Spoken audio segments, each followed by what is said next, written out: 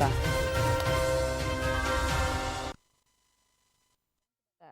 Gadwich.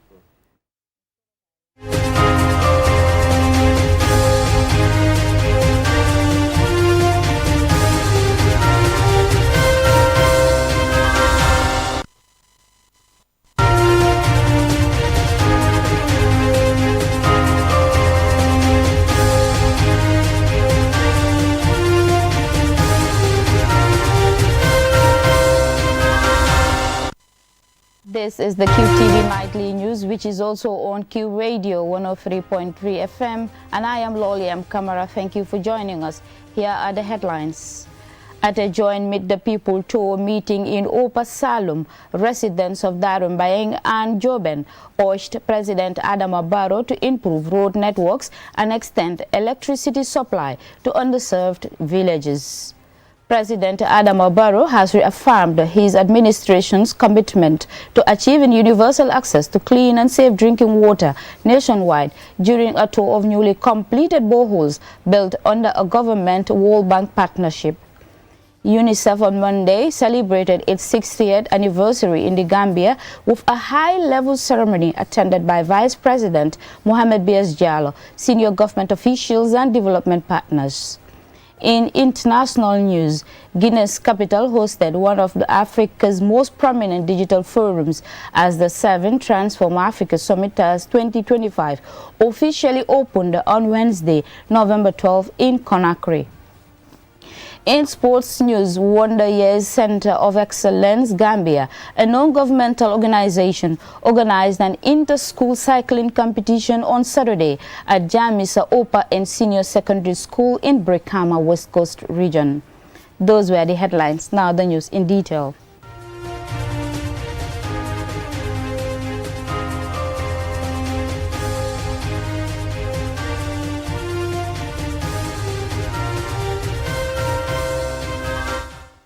At a joint meeting in Opasalum held as part of the Meet the People tour, communities in Darumbayeng and Joben have called on President Adama Barrow to scale up development interventions in Opasalum, particularly improved road networks and expanded electricity supply to remote villages. And Sumana Isonyasi reports. The appeal was made during the president's recent visit to the district, where local leaders and residents gathered to convey both their appreciation and their expectations for continued development.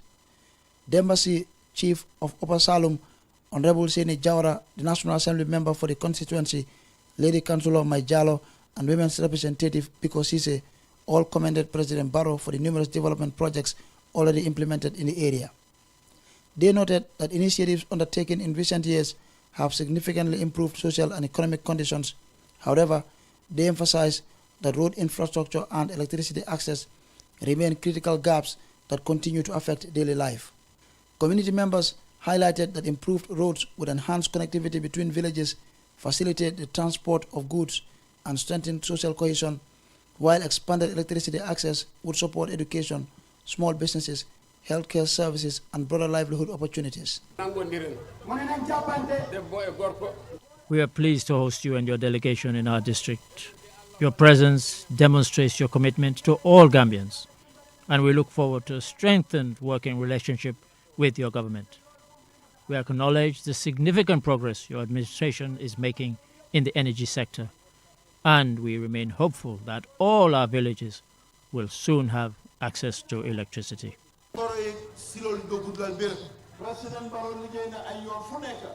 Access roads, electricity and milling machines remain major challenges for some of the village in the area. On behalf of the women of this community, I respectfully appeal for your support in addressing these needs.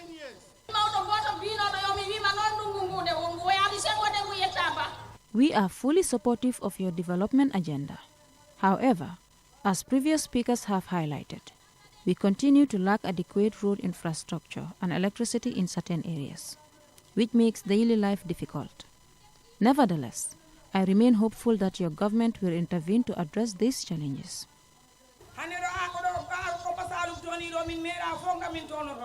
We are a farming community that relies on our farms for our daily livelihoods. However, the lack of roads, particularly for communities like ours that are off the main roads, make life extremely challenging. This situation is especially difficult for pregnant women, particularly during the rainy season. Minister of Agriculture Demba Sabali also addressed the gathering, outlining a range of government-funded agricultural interventions currently being implemented in Opasalum. These, he said, include developing pastoral fields, constructing boreholes, and providing various forms of support for community garden initiatives, adding that these interventions are designed to boost food production, empower farmers, and enhance rural resilience.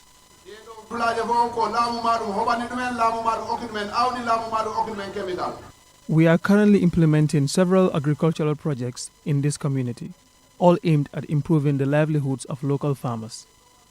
We are aware of some of the challenges you face, and I can assure you that the government will provide all the necessary support to address these needs. Responding to their concerns, President Barrow thanked the people of Darumbayan and Joben for their support and reaffirmed his government's commitment to equitable national development. He assured the communities of Darumbayan, Joben, and the wider Opasalum district that their requests for improved road infrastructure and expanded electricity access would be given due priority. The President also reiterated his pledge that no community will be left behind. Meanwhile, the President made a brief stop in Wasu, where he visited an agro-logistics center currently under construction. He expressed satisfaction with the progress of the work and urged the contractors to ensure the project is completed within the agreed time frame. Answane Nyansi for KTV News. President Adama Barrow has reaffirmed his administration's commitment to achieving universal access to clean and safe drinking water nationwide. He made the remarks following an extensive tour of several newly completed boreholes constructed under a government World Bank partnership. Ansumane Esonyasi again. Having visited multiple borehole projects over the weekend, the President described water as the lifeline of every community and an essential ingredient for human dignity and development. He said the initiative is part of a broader national strategy to guarantee sustainable water supply, particularly for rural communities that have long suffered water scarcity. And while imploring beneficiary communities to properly maintain the boreholes, he emphasized that the partnership with the World Bank underscores his administration's commitment to strengthening social services and ensuring that development initiatives effectively reach the most vulnerable populations. Water is accessible to our communities, and this is a big community. This is a single community with this capacity of 60,000 liters. It's more than enough for the community. We can connect other communities. These are part of the cluster boreholes that we are constructing countrywide. I think we have just completed about 68. Last year we did 20, but we have others that to complete very soon. You know, the community, they are very, very happy because there is access to water. Women used to suffer a lot, especially in fetching water. The water table is very low in these areas of the country. So it's a big relief, you know, for the women. And also you have now access to clean drinking water. We are very grateful. We thank our partners and we congratulate also the community, you know, for the successful completion of such a project. Fisheries and Water Resources Minister Honorable Musa Drame disclosed that 68 boreholes have been completed under the ongoing water project, along with 114 newly constructed pit latrines across various regions. He said the intervention aims not only to expand access to safe water, but also improve sanitation, which remains a critical component of public health. It will impact the lives of the population, particularly the women and children. And it covers 140 communities throughout the country.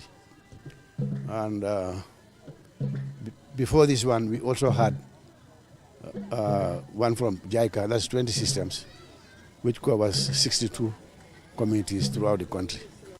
Previously, at a meeting at Sandukurau on Sunday, the President officially handed over keys to 34 newly constructed boreholes to the governor of Upper River Region, Sambaba. The infrastructure, equipped with solar-powered pumping systems, is expected to immediately serve thousands of households in the region. Answane Nyansi for KTV News. UNICEF on Monday celebrated its 60th anniversary in the Gambia with a high-level ceremony attended by Vice President Mohamed B.S. Jallow alongside senior government officials and development partners. Yafatu Gay has more.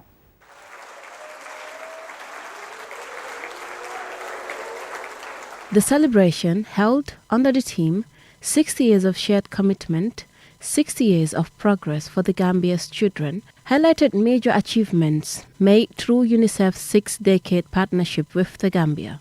Gambia's Vice President Mohamed B.S. Jallow reflected on the long partnership, expressing the government's gratitude for UNICEF's consistent support and its role in improving the lives of children.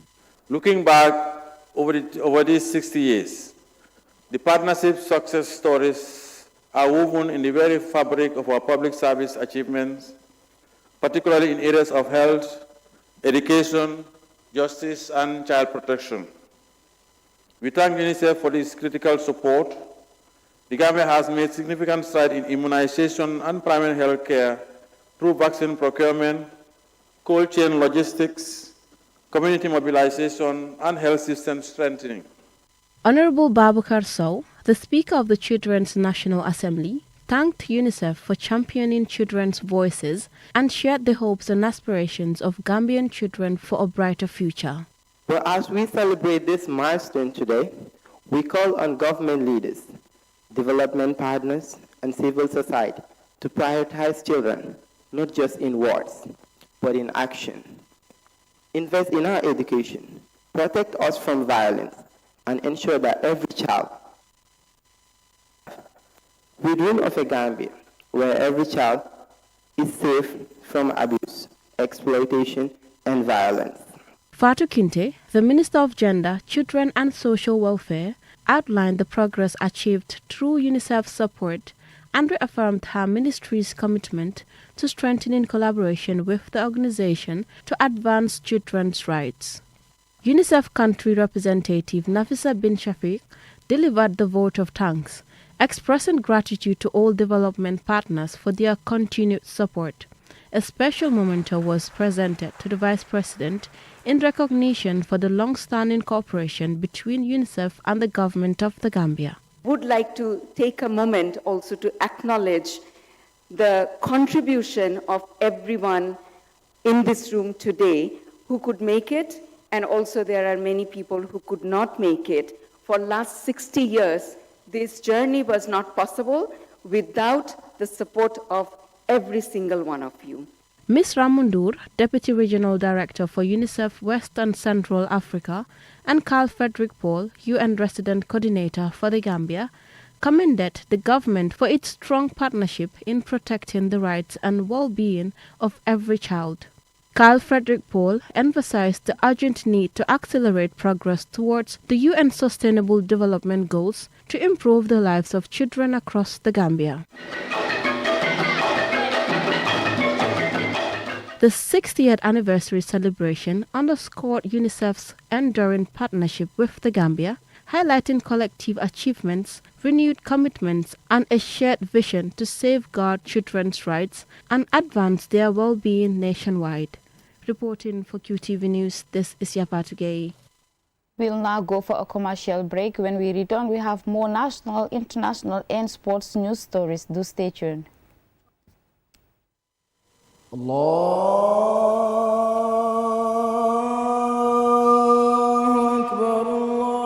Depuis Bilal radiallahu anha defee njëlbeeni nodda bi ci islam nodda bokka ci suñ diine ak suñ dundin dañoo nodda pour juliti yépp dajaloo benn béréb ku am ki ku ñàkka ki ñéppay taxaw juli juróomi yoon ci bés bi Aji Bank Limited di ànd ak mbégte di dooleel ñetteeli édition National Azan Competition bi pour pugaro suñ mbugeel ci suñ diine suñ cofel suñ benno ak nodda pour julli kon bokkal ci lii pour pugaro sa gom-gom wone sa baat ak sa cofel ci loo buga pour bokka ci competition bi rekodal sa boppa nga def vidéo di nodda nga yóndee ko ci number WhatsApp bi 3373 555 yónnee lii dina dem be weeri December fanweer ak benn 2025 ñu ngi amee ñi nga xam ne seen xel màcc na ci liggéey bi te dinañ xool vidéo yii nii tànn ñi nga xam ne ñoo war a ñëw fii ci QTV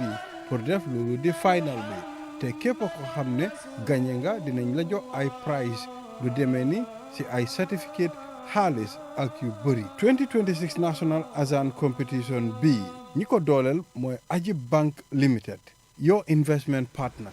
أشهد أن محمد رسول الله. Browse Bitus. QCell brings your promo like never before. Get unlimited internet for just $25 Cs. Yes! Recharge $25 Cs and enjoy the convenience of free internet from 1 a.m. to 6 a.m. every day with our Browse Bitus promo. With this amazing offer, you can browse, stream, and download all your favorite movies for free. So why wait? Recharge $25 Cs today and enjoy free internet only with QCell between 1 a.m. to 6 a.m. For more information, call customer care on 111. QCell, Senior Bus, we innovate, others follow. Terms and conditions apply.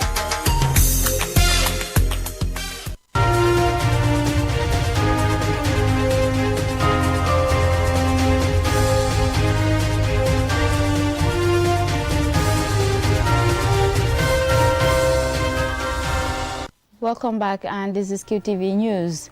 The Gambia Bureau of Statistics opened the 2025 User-Producer Forum and Conference for members of the National Statistical System, NSS, on Tuesday at a local hotel in Kuloli. Here is my report.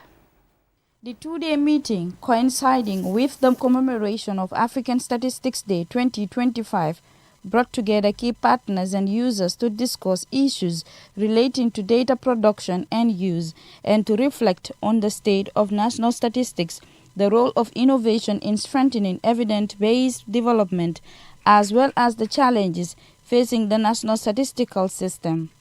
Delivering the welcoming remarks, the Statistician General, Nyakasi Mb Sanyang, while stating the importance of this year's theme, highlighted the Gambia's early adoption of digital data collection, recalling a 2014 UNICEF-supported project that introduced handheld devices, servers, and software, laying the foundation for today's full digitalization statistical operations. Over the years, GBOS and partners have worked tirelessly to modernize our statistical infrastructure.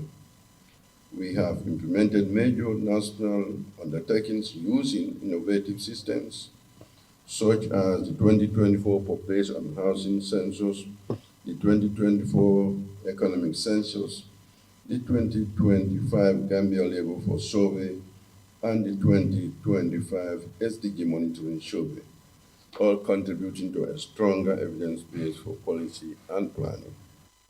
Looking ahead, he announced a busy 2025-2026 calendar featuring the Integrated Household Survey, Business Establishment Survey, National Sample Agriculture Census, Essential Health Strengthening Survey, and the National Disability Survey for a coordinated and busy quality-driven NSS.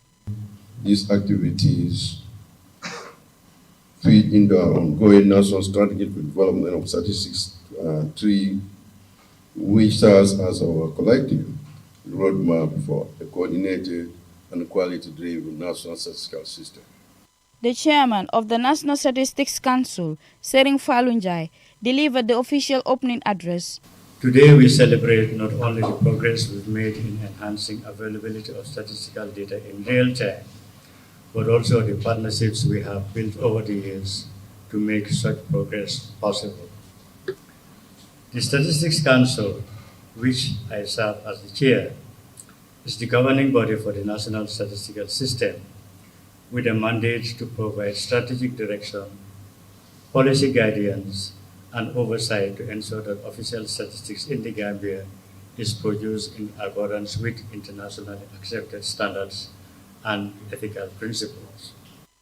Also speaking on this year's theme, Mr. Njai emphasized that innovation extends beyond technology. It includes leadership, governance, open data practice, and building trust and confidence in official statistics. Officials say this annual forum is a reminder of the central role statistics play in national development, planning and accountability, and the importance of innovation in shaping a data-driven future.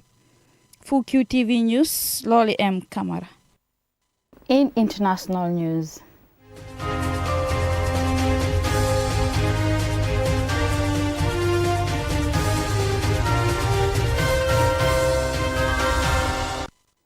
Guinea's capital hosted the 7th Transform Africa Summit TAS 2025 on Wednesday, November 12, co-chaired by Guinean President Mamadi Doumbouya and Paul Kagame of Rwanda.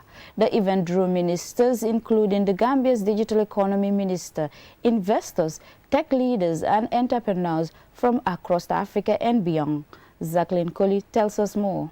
We continue to be reminded that science and technology are powerful engines of creativity and performance that are not here to replace anyone.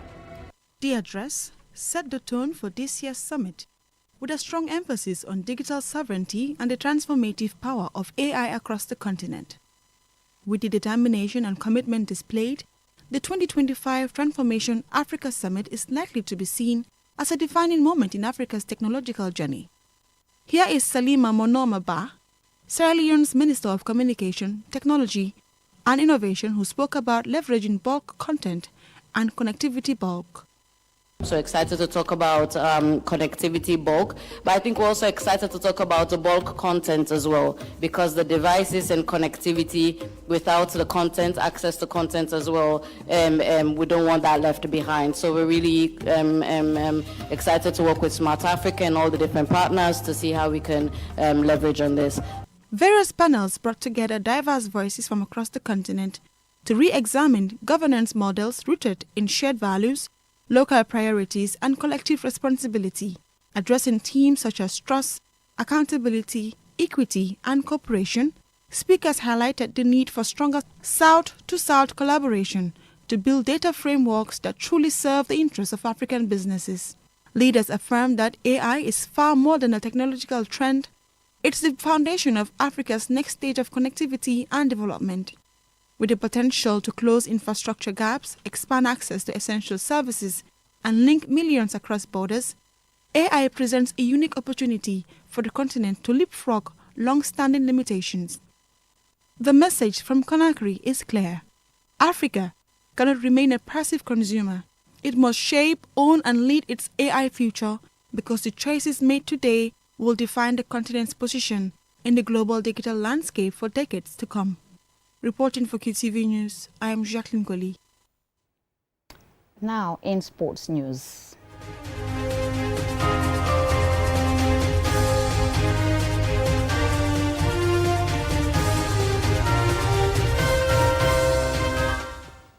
Wonder Years Center of Excellence Gambia, a non-governmental organization, organized an inter-school cycling competition on Saturday at Jamisa Opa and Senior Secondary School in Brikama in the West Coast region.